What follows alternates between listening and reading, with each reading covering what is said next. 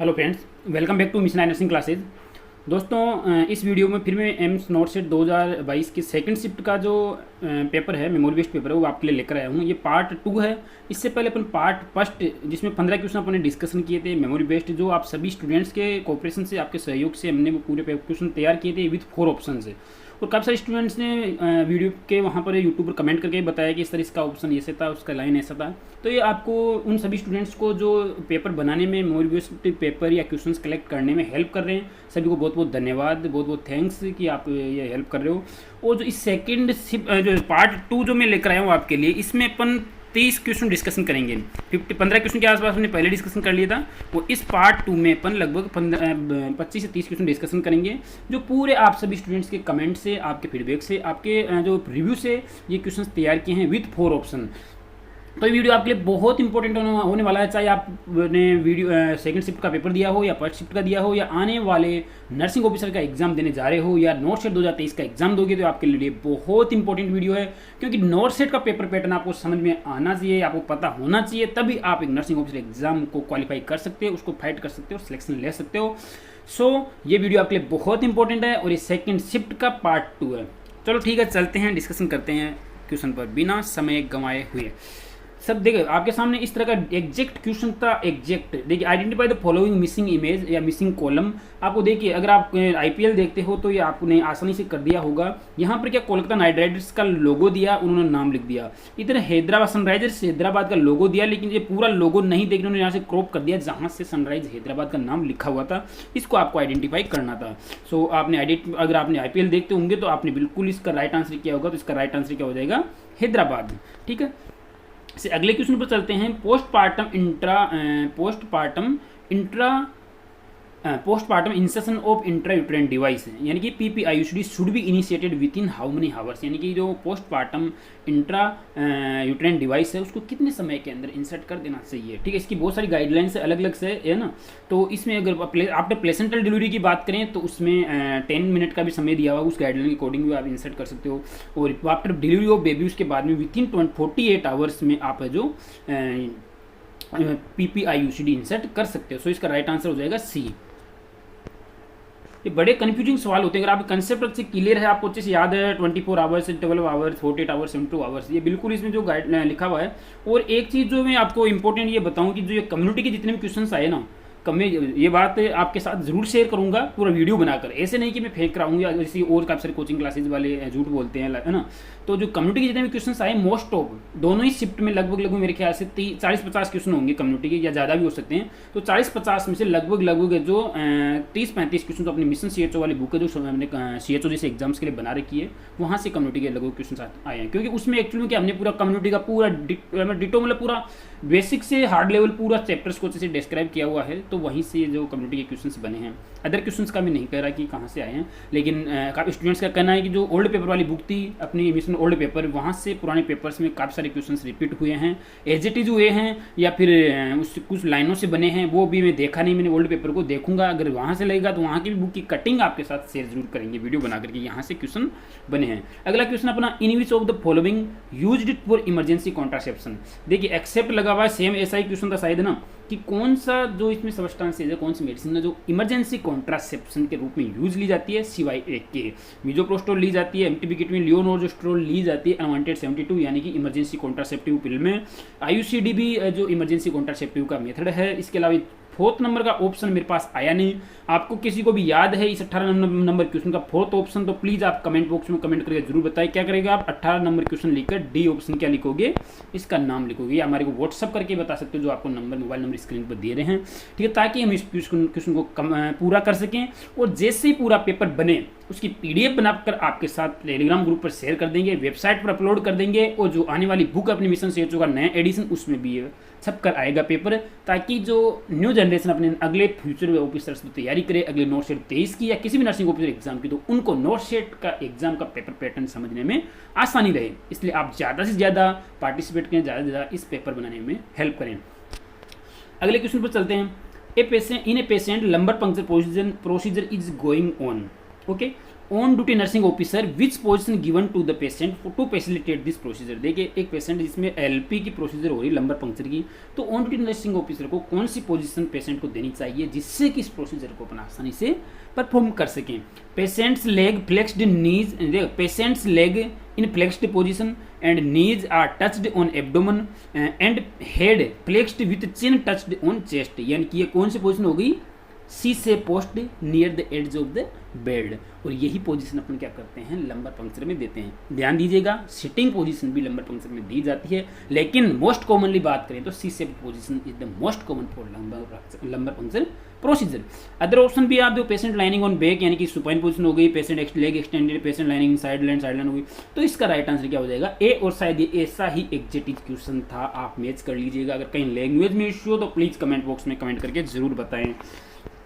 After lumbar puncture which position, lumbar puncture से दो question थे, ठीक है, सेकंड शिफ्ट में। After lumbar puncture which position should provide to the client to prevent leakage of CSF. देखिए lumbar puncture अपन किस पर्पज से करते हैं, एस्पिरेशन ऑफ द सीएसएफ, जिसका अपन लेबोरेटरी में एग्जामिनेशन कर सकें और आइडेंटिफाई कर सकें पॉजिटिव ऑर्गेनिज्म को, specially meningitis like that cases में, ठीक है। उसके बाद में क्या है, जैसे लंबर पंक्चर अपन एस्पिरेट किया तो उसके बाद में क्या होता है, सीएसएफ का लीकेज होने के चांसेस रहते हैं। इसके अलावा बेबी में हेडेक, पोस्ट एलपी हेडेक होने के चांसेस रहते हैं।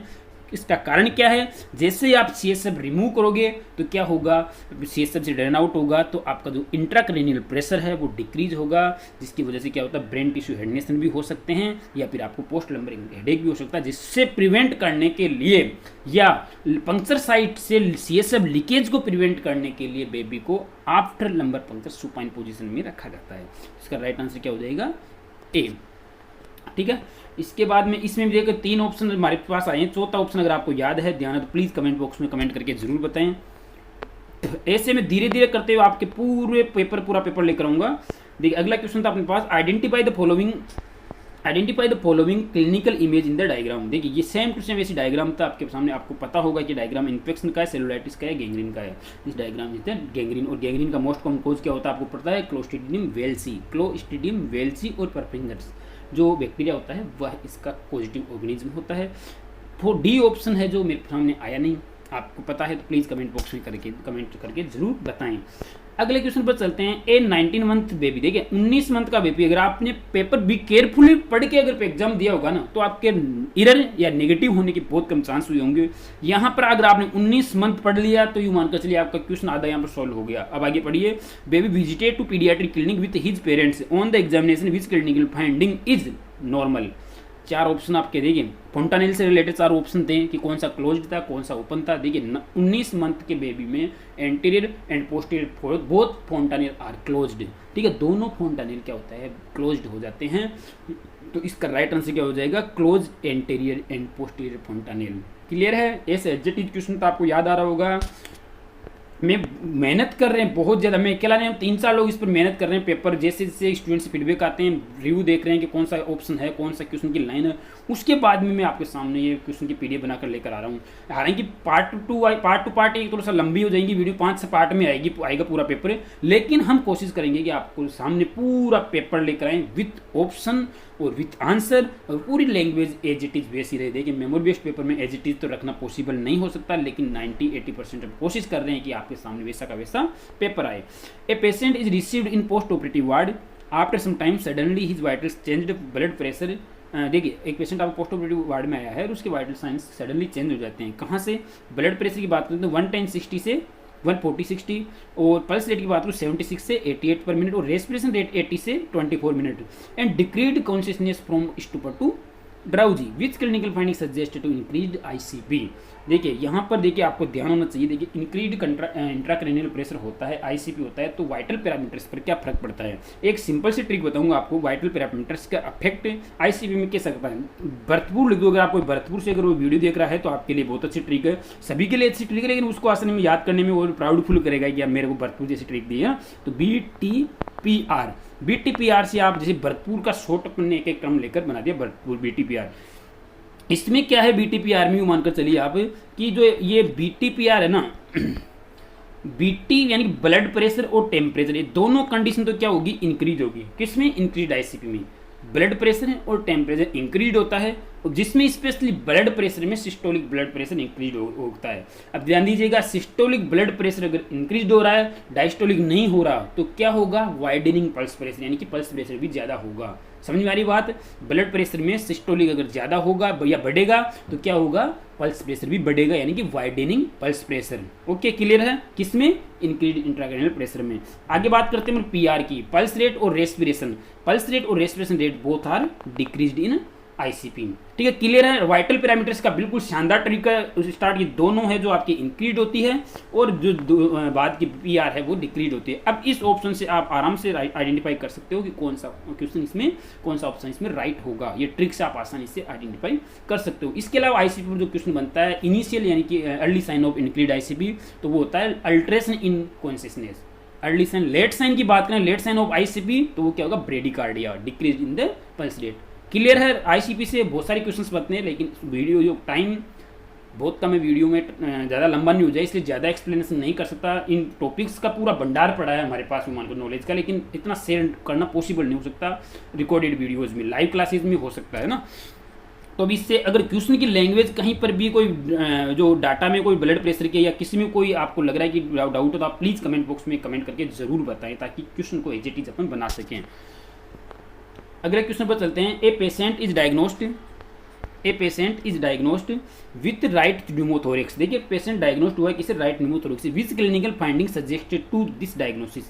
देखिए, इसमें 4 ऑप्शन थे, मेरे पास 2 ही ऑप्शन आए, दोनों ऑप्शन आपको याद आ रहे तो प्लीज कमेंट बॉक्स में कमेंट करके जरूर बताएं। क्वेश्चन नंबर 24 और इसके ऑप्शन जो भी है राइट न्यूमोथोरिक्स से हो रहा है। देखिए, न्यूमोथोरिक्स में क्या होगा, उसका ए ऑप्शन इसका राइट है, 4 ऑप्शन में ए ऑप्शन था, यानी कि absent of breath sound on right side. ठीक है, इसके बाद में अगला क्वेश्चन चलते हैं। A patient is diagnosed with left sided heart failure, which of the following data suggested to this diagnosis. देखिए, लेफ्ट साइडेड हार्ट फेलियर का पेशेंट है, कौन सा डाटा इसको सजेस्ट करेगा कि ये क्लिनिकल फाइंडिंग है जो लेफ्ट साइडेड हार्ट फेलियर में सीन होती है।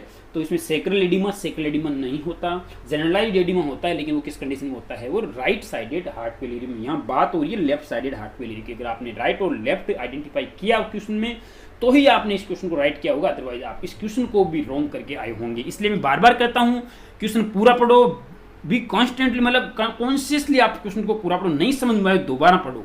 क्वेश्चन अगर आप गलत पढ़कर ऑप्शन पर चले गए तो डेफिनेटली आप नेगेटिव करोगे। तो क्वेश्चन को सही पढ़ना बहुत वाइटल रोल होता है आपका एमसीक्यू को करेक्ट करने में। ठीक है, अब इसका राइट आंसर नॉक्चुरल डिस्निया। देखिए, नॉक्चुरल डिस्निया किस लिए होगा, आपको पता है लेफ्ट साइडेड हार्ट फेलियर में क्या होगा, पल्मोनरी एडिमा होगा, पल्मोनरी कंजेशन होगा, जिसकी वजह से क्या होगा, उसको डिस्निया होगा। कौन सा, नॉक्चुरल, यानी कि रात को सोते वक्त उसको डिस्निया होगा। इसमें पेरोक्सिमल डिस्निया भी इसको बोलते हैं, paroxysmal nocturnal dyspnoea is seen in which heart failure, यानी कि आपको किस राइट आंसर क्या करना, left sided heart failure. Okay, अगले क्वेश्चन पर चलते हैं। Which electrolyte imbalance is associated with loop diuretic. देखिए, यहाँ पर लूप डायरेटिक जो आपका क्वेश्चन आया था, इसमें कौन सा इम्बैलेंस होता है इलेक्ट्रोलाइट्स में। ठीक है, क्लियर, ऐसा का ऐसा ही क्वेश्चन था। अगर आपको याद आ रहा होगा तो ध्यान दीजिएगा, आप सिर्फ ये ऐसा ही क्वेश्चन था। ठीक है, तो यहाँ पर राइट आंसर क्या हो जाएगा इसका, hypokalaemia is the right answer. Hyperkalaemia किस में होता है, sparing loop, potassium sparing diuretic में हाइपरकेलेमिया होता है। क्लियर है, क्योंकि वो पोटेशियम को रिटेन करता है। ओके, लेकिन लूप डायरेटिक, यानी कि कौन सा लूप डायरेटिक का एग्जाम्पल कौन सा आपको पता होगा, Lasix, torsemide, frusemide, like that something, है ना। इसके बाद में क्यों इसका राइट आंसर बी हो जाएगा। अगले क्वेश्चन पर चलते हैं।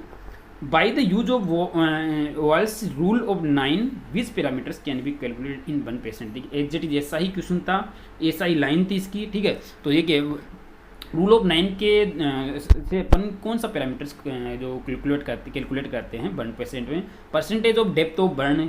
अगर आपने कॉन्शियसली एग्जाम इसका आंसर दिया होगा तो आपने राइट किया होगा, और अनकॉन्शियसली भागदौड़ में बगते वक्त एग्जाम दिया होगा तो डेफिनेटली शायद यहाँ पर भी आपने गलत किया होगा।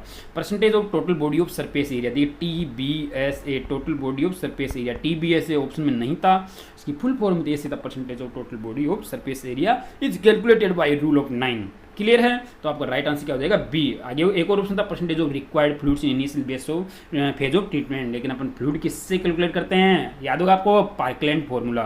ओके, डी ऑप्शन हमारे पास आया नहीं, प्लीज आपको याद है तो प्लीज आप कमेंट बॉक्स में कमेंट करके जरूर बताएं। 27 नंबर क्वेश्चन का डी ऑप्शन।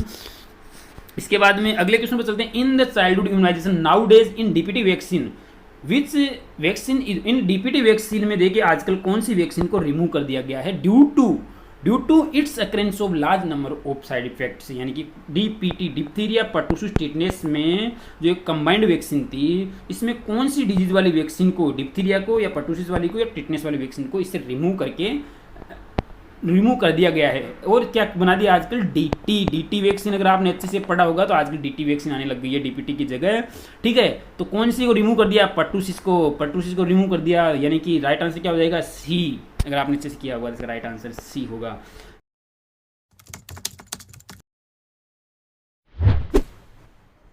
ना थकान होनी चाहिए ना हार होनी चाहिए, जीतने की जिद थी और ये जिद आपकी बरकरार रहनी चाहिए। इसी जिद को बरकरार करने के लिए मिशन आई लेकर आया आपके लिए बेहतरीन कॉम्बो प्लान। जी हाँ, एक बेहतरीन कॉम्बो प्लान जिसमें आपको कंप्लीट स्टडी मटेरियल मिलेगा आपके नोट शेट 2022 एम्स नोट शेट 2022 नर्सिंग ऑफिसर रिक्रूटमेंट के लिए, जिसमें आपको मिशन परिचारिका बुक मिलेगी, जिसमें कंप्लीट नर्सिंग सब्जेक्ट की थ्योरी मिलेगी।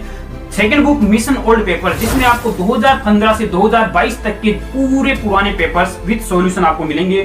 थर्ड बुक की बात करूं तो मिशन नॉन टेक, जिसमें आपके ऑल नॉन टेक सब्जेक्ट्स जहां से आपके 20 क्वेश्चंस आने वाले हैं, बेस रीजनिंग जीके कंप्यूटर की एक शॉर्ट बुक मिलेगी। इसके अलावा फोर्थ बुक की बात करूं तो मिशन नोट सेट चैंपियन, जिसमें ओनली इमेज बेस्ड क्वेश्चंस है, more than 1000 plus image based questions आपको उसमें मिलेंगे।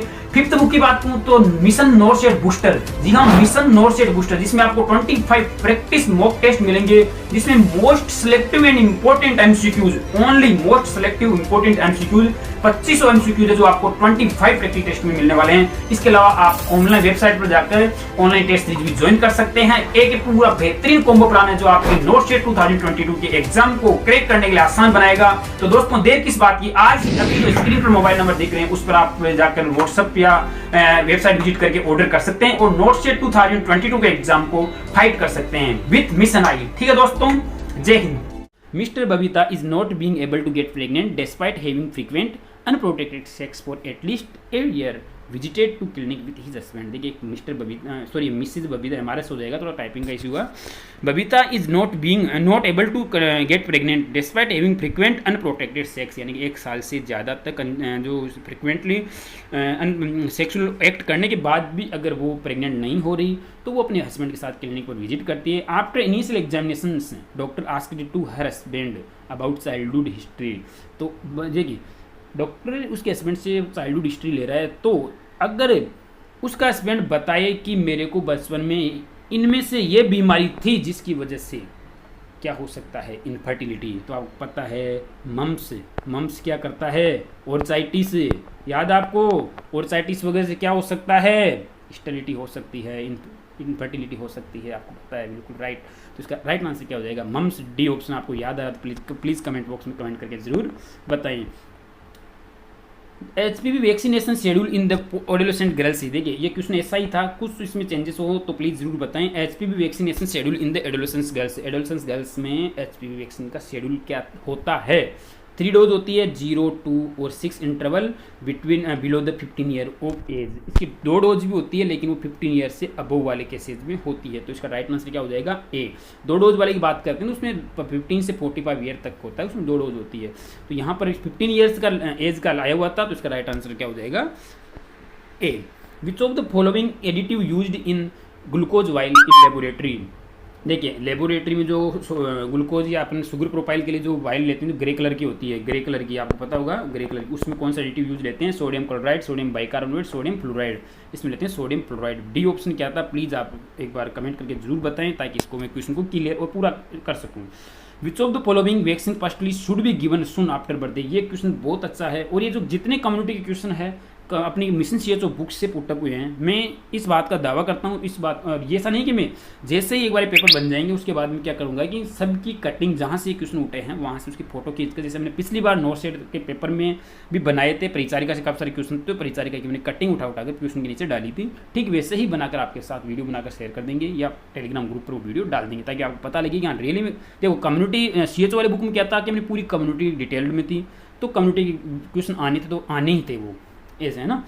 तो विच of the following vaccine firstly should be given soon after birth, आप कम्युनिटी के हेपेटाइटिस बी वाले वैक्सीन वाले टॉपिक पर जाकर देख सकते हैं कि सबसे पहले वैक्सीन कौन से देते हैं। विथिन 24 आवर्स में जो हेपेटाइटिस बी की वैक्सीन बेबी को लगा देनी चाहिए। BCG की अपन डिले कर सकते हैं लेकिन हेपेटाइटिस बी की आफ्टर सून बर्थ इसको लगा देनी चाहिए। कारण क्या होता है कि मदर से बेबी में वर्टिकल ट्रांसमिशन हो सकता है हेपेटाइटिस बी का। इस वजह से वर्टिकल ट्रांसमिशन को प्रिवेंट करने के लिए हेपेटाइटिस बी वैक्सीन सबसे पहले बर्थ के बाद में लगाई जाती है। Is all clear? ठीक है। अब ये डी ऑप्शन क्या था ये आप मेरे को जरूर कमेंट बॉक्स में कमेंट करके बताएं। Which of the following finding suggest to worsening condition of dengue. देखिए डेंगू से 2 क्वेश्चन आए थे, बड़े मजेदार क्वेश्चन थे। कौन सी कंडीशन है जो आपको ये सजेस्ट कर रही है कि डेंगू में कंडीशन बिगड़ चुकी है पेशेंट की? एब्डोमिनल पेन बिल्कुल हो सकता है। कब? जब डेंगू हेमरेजिक फीवर वाली कंडीशन आ जाएगी तो एब्डोमिनल पेन भी होगा, वोमिटिंग होगी, हाई ग्रेड फीवर होगा, यानी all of the above D इसका राइट आंसर हो जाएगा। अगला क्वेश्चन वो डेंगू से रिलेटेड है। देखो which of the following treatment guideline is suggest in dengue fever except old paper से क्वेश्चन था अपने मिशन ओल्ड पेपर बुक से। ठीक है, इसमें देखो वेल हाइड्रेशन, बिल्कुल वेल हाइड्रेशन राइट है। To avoid use of NSAID like ibuprofen और एस्प्रिन सैलिसिलिक एसिड, ये आपको कॉन्ट्राइंडिकेटेड है डेंगू पेशेंट में, ध्यान रखिएगा। तो यहाँ पर एक्सेप्ट पूछ रहा है कि कौन सी गाइडलाइन जो डेंगू पेशेंट में सजेस्टिव है। एक्सेप्ट कौन, ए को छोड़कर। बी आपको एनसेड नहीं देना बेबी को, ना ही एनसेड लाइक आइबुप्रोपेन और aspirin, because they are cause in patient bleeding condition है। ओके, उसमें फर्दर ब्लीडिंग हो सकती है, GI bleeding specially, so we have to avoid NSAIDs like ibuprofen and aspirin. Rest, बिल्कुल रेस्ट करवाने पेशेंट को। यूज ऑफ ओरल एसिटामिनोफेन है जो रिकमेंडेड की गई है डेंगू पेशेंट में पेन और फीवर को डिक्रीज करने के लिए। ओके, अगले क्वेश्चन पर चलते हैं। Which of the following disease is caused by rate Phulia. Exact ऐसा ही क्वेश्चन था, विच of the following disease is caused by rate Phulia. ये क्वेश्चन बहुत अच्छा है, मानकर चलिए। इसमें काफ़ी कंफ्यूजिंग था स्टूडेंट्स को, क्योंकि ये जो इसमें 2 ऑप्शन आ रखे थे, एपिडेमिक टाइपस और एंडेमिक टाइपस। यहाँ से इसका राइट आंसर क्या है? एंडेमिक टाइपस इसका राइट आंसर है। ठीक है, अगले क्वेश्चन पर चलते हैं। Which of the following type of bandage technique is used in ankle injury. देखो इसमें काफी सारे स्टूडेंट्स हैं जो कंफ्यूज हुए थे। एंकल इंजरी क्या घुटने को समझ रहे होंगे, तो घुटने में क्या आप रिवर्स स्पाइरल बैंडेज भी यूज कर सकते हैं, लेकिन यहाँ पर ये बोला एंकल इंजरी की बात कर रहा है। एंकल यानी कि नीचे वाला जो एंकल होता है वहाँ पर, तो यहाँ पर क्या होगा? फिगर ऑफ 8 बैंडेज है जो इसका राइट आंसर होगा। अगर यहाँ पर देखो घुटने पर भी अगर ये bandage figure of 8 bandage use की जाती है, कब की जाती है? After amputation. रिमेनिंग जो स्टंप होता है उसके ऊपर जो बैंडेज होती है वो फिगर ऑफ 8 बैंडेज ही होती है। ठीक है, बाकी ऐसे बात करेंगे घुटने की तो उसमें रिवर्स स्पाइरल बैंडेज होती है घुटने पर, अगर बिना उसकी बात करें क्या एम्पुटेशन की। तो बाकी एंकल इंजरी पर ये जो figure of 8 bandage right answer होगा। बाकी के दोनों ऑप्शन अगर आपको याद आ रहे हैं तो प्लीज़ हमारे कमेंट बॉक्स में कमेंट करके जरूर बताएं। A patient developed pernicious anaemia after total gastrectomy surgery. Which of the following would be prescribe to prevent complication in this patient. देखिए पर्निसिस एनीमिया से डेवलप्ड हो गया कब? After total gastrectomy. देखिए क्वेश्चन की लैंग्वेज कुछ चेंज हो तो प्लीज़ कमेंट बॉक्स में जरूर कमेंट करके बताएं, या व्हाट्सएप नंबर जरूर मैसेज करें। पर्निसिस एनीमिया डेवलप हो गया उसको कब? After gastric surgery. ठीक है, जिसकी वजह से which of the following will be prescribe to prevent complication of this patient in this patient. Life long administration of intrinsic factor और life long administration of vitamin B12 injection for every month. ठीक है, तो इसका right answer क्या हो जाएगा? B, vitamin B12 का injection इसको लाइफ लॉन्ग लगेंगे एवरी मंथ। सी और डी ऑप्शन आया नहीं हमारे पास, प्लीज़ कमेंट बॉक्स में कमेंट करके जरूर बताएं अगर आपको याद आ रहा है तो। एन एवरेज साइज एग है विच ऑफ द फॉलोइंग न्यूट्रिएंट। देखिए एक एवरेज साइज एग का क्वेश्चन आया था, सेम एजिटी जैसा है, तो उसमें कितना जो न्यूट्रिएंट, कौन सा न्यूट्रिएंट है जो इस स्टैंडर्ड डोज में या स्टैंडर्ड मात्रा में होता है? 6 ग्राम फेट। देखो फेट होती है 5 ग्राम। प्रोटीन की बात करें 6 से 7 ग्राम प्रोटीन होती है एग में, तो 6 ग्राम इसका राइट आंसर क्या हो जाएगा? प्रोटीन। ओके, विटामिन और डी, ये सी और डी ऑप्शन क्या था एग्जैक्ट ध्यान नहीं आ रहा तो आप प्लीज़ कमेंट बॉक्स कमेंट करके जरूर बताएं। In a patient tetany like spasm is seen which are caused by due to imbalance of which electrolyte. देखिए ये तो बहुत रेगुलर क्वेश्चन मानकर चलिए, टिटनी लाइक स्पाज्म आ रहे हैं पेशेंट में जो किस वजह से आ सकते हैं? हाइपोकैल्सीमिया। राइट आंसर बी हो जाएगा इसका। A diabetic mother born a baby with weight of 3.8 kg। Which of the following finding can be seen in the baby after birth. Hypoglycaemia baby में होता है, डायबिटिक मदर में after birth baby में hypoglycaemia होने के chance रहते हैं। इसका कारण आपको बता दूं, सिंपल सा मेथड, सिंपल सा रेशनल इसका। डायबिटिक मदर में इंसुलिन की नीड ज़्यादा होती है, क्लियर है एक line. Second line, baby insulin जो बनता है बेबी का आफ्टर 12 वीक से जो प्रोडक्शन शुरू हो जाता है, बेबी का जो इंसुलिन बनता है वो कहाँ काम आता है? मदर के प्लेसेंटल ट्रांसपोर्ट होकर मदर के पास पहुँच जाता है। वो जो इंसुलिन बन रहा है बेबी में वो कहाँ काम आ रहा है? मदर में, क्लियर है। ड्यूरिंग द इंट्रायूट्राइन लाइफ, जैसे बच्चा जन्म लिया, जन्म माता से अलग हुआ, तो बच्चा तो अलग हो गया, लेकिन जो बच्चे का पेनक्रियाज था वो उसी रेट पर इंसुलिन बना रहा होता है, जिसकी वजह से इंसुलिन रेट तो इंसुलिन लेवल ज़्यादा हो जाता है और बेबी में ग्लूकोज लेवल वैसे ही कम रहता है। ठीक है, जिसकी वजह से क्या होता है, हाइपोग्लाइसीमिया होने के चांस रहते हैं। क्लियर है? इज दैट क्लियर कि हाइपोग्लाइसीमिया बेबी में क्यों होता है? क्योंकि मदर को जो यूज होता है insulin during intra uterine life, वो इंसुलिन बेबी में इकट्ठा होता जाता है। यूँ समझ मान कर चलिए, या rate of production of insulin same रहता है आफ्टर बर्थ बेबी में, जिसकी वजह से हाइपोग्लाइसीमिया हो सकता है। ठीक है, ये 40 क्वेश्चन हो गया। ये 41 क्वेश्चन और मेरे पास अभी है। इसमें देखिए आपको, in a female patient modified sub total mastectomy has been done, which of the following organs can be removed in this type of surgery. देखिए ये आपको क्लियर करना पड़ेगा, मॉडिफाइड सब टोटल मास्टेक्टमी था या कुछ अलग था। अभी इसके ऑप्शन थे चारों, तो आप मेरे को कमेंट बॉक्स में कमेंट करके जरूर बताएं। अभी 40 क्वेश्चन तक हम पर पहुंचे हैं और धीरे धीरे मैं आपको पूरा पेपर आज कल 2 दिन में पूरा ले आऊँगा पेपर 3-4 पार्ट में सेकंड शिफ्ट का। फिर उसके बाद फर्स्ट शिफ्ट में हमारे दूसरे सर जो एलआर सर वो आपको सोल्व करवा ही रहे हैं। तो देखिए ये पूरा पेपर ला रहे हैं विथ 4 ऑप्शन। शायद ही कोई कोचिंग वाला इतनी मेहनत करके आपके सामने विथ 4 ऑप्शन पेपर ला रहा होगा। सब एक्चुअली में हमारे पास भी 1 लाइन के क्वेश्चन आते हैं, हम भी तभी सॉल्व करवा देते हैं। लेकिन उससे क्या होता है कि एक तो आपको 1 लाइन क्वेश्चन से ना तो आप अच्छे से अपना क्वेश्चन को रिव्यू देख पाते, ना ही फ्यूचर जो कोई ऑफिसर्स जो तैयारी कर रहे हैं या करने वाले हैं या जो नॉर्थ का पेपर पैटर्न देखना चाहते हैं, तो उनको समझ में नहीं आएगा। 1 लाइन क्वेश्चन से क्या समझ में आएगा। और वैसे ही हमने कोशिश की है कि पूरा क्वेश्चन लाने की। बाकी एक्चुअली एग्जाम में सभी क्वेश्चन बहुत लेंथी थे, बहुत लेंथी मीन्स कि हर क्वेश्चन मोस्ट ऑफ क्वेश्चन जो एवरेज बात करूँ तो 4 से 5 लाइन में, 3 लाइन 2 ढाई 3 लाइन में तो क्वेश्चन था। चारों लाइन में ऑप्शन थे, 4 लाइन, ऐसा नहीं कि डिजिट में ऑप्शन थे ABCD, वो भी उनमें भी लाइनें थी पूरी। तो काफ़ी लंबे क्वेश्चंस थे। यहाँ पर यूट्यूब पर सॉल्व करवाना या फिर क्लासेज में सॉल्व करवाना अपन बिल्कुल शॉर्ट में सॉल्व करवा पाते हैं। रियल एग्जाम में कुछ पेपर बहुत लेंथी था, एनक्लेक्स टाइप का था, प्रायोरिटी बेस्ड पेपर था। जिन्होंने अच्छे से कंसेप्ट क्लियर करके स्टडी की थी उनका जो मार्क्स अच्छे आने के चांस बने होंगे। ठीक है दोस्तों, और बाकी मैं बात करूँ, पहले ही मैंने बोला है कि जो स्टूडेंट्स या कोई कोचिंग वाला ये कहता है कि हमारे वहाँ से पेपर आया, ये पेपर आया, वो पेपर ओवरऑल सभी जगह से आया है, मैं तो ये मानता हूँ। कम्युनिटी का मैं इसलिए कह रहा हूँ, हमारी जो मिशन CHO बुक से, वहाँ से मैंने देख लिया है कि मोस्ट ऑफ क्वेश्चन वहाँ से हैं। तो उसकी मैं कटिंग बना रहा हूँ, फोटो खींच कर विद प्रूफ डालूंगा, PDF बनाकर शेयर करूँगा या फिर वीडियो बनाकर डालूंगा। तो बाकी इसके अलावा ओल्ड पेपर से काफ़ी क्वेश्चन आए थे, चाहे वो ओल्ड पेपर वाली बुक से हो, चाहे आपके पास ऐसे मैनुअली ओल्ड पेपर हो आपके पास, तो ओल्ड पेपरों से बहुत सारे क्वेश्चन आते हैं। और ये बिल्कुल मेरा प्राइम वो है, आपके लिए प्राइम एडवाइस है कि आप अगर किसी भी नर्सिंग ऑफिसर की तैयारी कर रहे हो तो आप पुराने पेपर जरूर देखो। किसी भी नर्सिंग ऑफिसर के एग्जाम के लिए पूरे पुराने पेपर जरूर देखो, ताकि वहाँ से 50% जो क्वेश्चन रिपीट होते हैं उस पर आपकी कमांड अच्छी बनी रहे। ठीक है, और बाकी कट ऑफ की हमने वीडियो अपलोड की थी, तो कट ऑफ देखिए नंबर ऑफ सीट के ऊपर डिपेंड करती है। उस वीडियो में बोला हुआ हूँ, काफ़ी सारे स्टूडेंट नेगेटिव कमेंट भी कर रहे हैं वहाँ पर, तो उनको मैं यही कहूँगा कि कट ऑफ अभी टेंटेटिव है वो, क्योंकि अभी तक नंबर ऑफ सीट्स अपने पास अलोकेट नहीं हुई है एम्स की तरफ से। जैसे ही सीट अलोकेट होगी मॉडिफाइड एक बार और कट ऑफ अपलोड कर देंगे। लेकिन ये जो कट ऑफ है यही आपकी कट ऑफ रहेगी, चाहे सीट 5000 आए, चाहे 8000 आए, चाहे 10000 आए। थोड़ा बहुत ऊपर नीचे वेरिएशन हो सकता है, जैसे 8-10,000 सीट आ गई सपोज करिए, तो 8-10,000 सीट में और कट ऑफ लो चले जाइए। 4-5,000 सीट पर तो आपकी यही कट ऑफ रहने वाली है, क्योंकि पेपर इतने ईजी नहीं थे जितने आपको लग रहे थे। जिस दिन रिजल्ट आएगा तब आपको लगेगा कि रियल में पेपर ईजी नहीं थे। ठीक है, ऐसे क्वेश्चंस जो कंट्रोवर्सी क्वेश्चन होते हैं, बने हुए क्वेश्चंस होते हैं, उनमें अपन के हिसाब से तो राइट आंसर सभी होते हैं जो अपन करके आ जाते हैं। लेकिन एम्स क्या मानता है वो भगवान जाने, वो कभी भी आंसर ना तो आंसर की डिक्लेयर करता, ना ही वो बताता।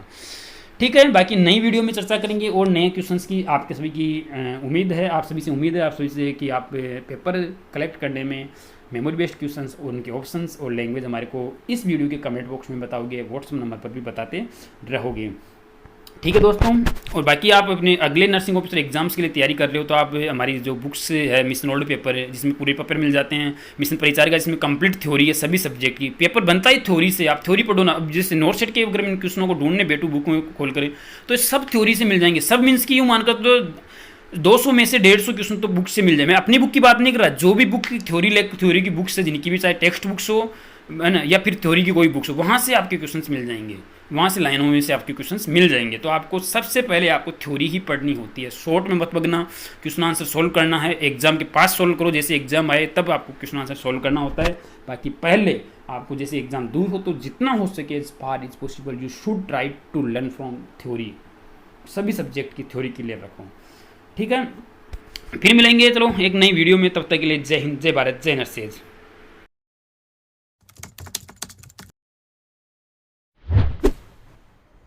ना थकान होनी चाहिए, ना हार होनी चाहिए, जीतने की जिद्दी और ये जिद आपकी बरकरार रहनी चाहिए। इसी जिद को बरकरार करने के लिए मिशन आई लेकर आया आपके लिए बेहतरीन कॉम्बो प्लान। जी हाँ, एक बेहतरीन कॉम्बो प्लान जिसमें आपको कंप्लीट स्टडी मटेरियल मिलेगा आपके नोट शेट 2022 एम्स नोट शेट 2022 नर्सिंग ऑफिसर रिक्रूटमेंट के लिए, जिसमें आपको मिशन परिचारिका बुक मिलेगी, इसमें कंप्लीट नर्सिंग सब्जेक्ट्स की थ्योरी मिलेगी। Second book mission old paper, जिसमें आपको 2015 से 2022 तक के पूरे पुराने पेपर्स विद सॉल्यूशन आपको मिलेंगे। थर्ड बुक की बात करूं तो मिशन नॉन टेक, जिसमें आपके ऑल नॉन टेक सब्जेक्ट्स जहां से आपके 20 क्वेश्चंस आने वाले हैं। बेथ रीजनिंग जीके कंप्यूटर की एक शॉर्ट बुक मिलेगी। इसके अलावा फोर्थ बुक की बात करूं तो मिशन नॉट सेट चैंपियन, जिसमें ओनली इमेज बेस्ड क्वेश्चंस है, more than 1000 plus image based questions आपको उसमें मिलेंगे। फिफ्थ बुक की बात करूं तो मिशन नोट सेट बूस्टर, जी हाँ मिशन नोट सेट बूस्टर, जिसमें आपको 25 प्रैक्टिस मॉक टेस्ट मिलेंगे, जिसमें most selective and important MCQs, only most selective important MCQs 2500 MCQs है जो आपको 25 प्रैक्टिस टेस्ट में मिलने वाले हैं। इसके अलावा आप ऑनलाइन वेबसाइट पर जाकर ऑनलाइन टेस्ट सीरीज भी ज्वाइन कर सकते हैं। एक पूरा बेहतरीन कॉम्बो प्लान है जो आपके नोट सेट 2022 के एग्जाम को क्रैक करने के लिए आसान बनाएगा। तो दोस्तों देर किस बात की, आज अभी जो स्क्रीन पर मोबाइल नंबर देख रहे हैं उस पर आप जाकर व्हाट्सएप या वेबसाइट विजिट करके ऑर्डर कर सकते हैं और नोट सेट 2022 के एग्जाम को फाइट कर सकते हैं विद मिशन आई। ठीक है दोस्तों, जय हिंद।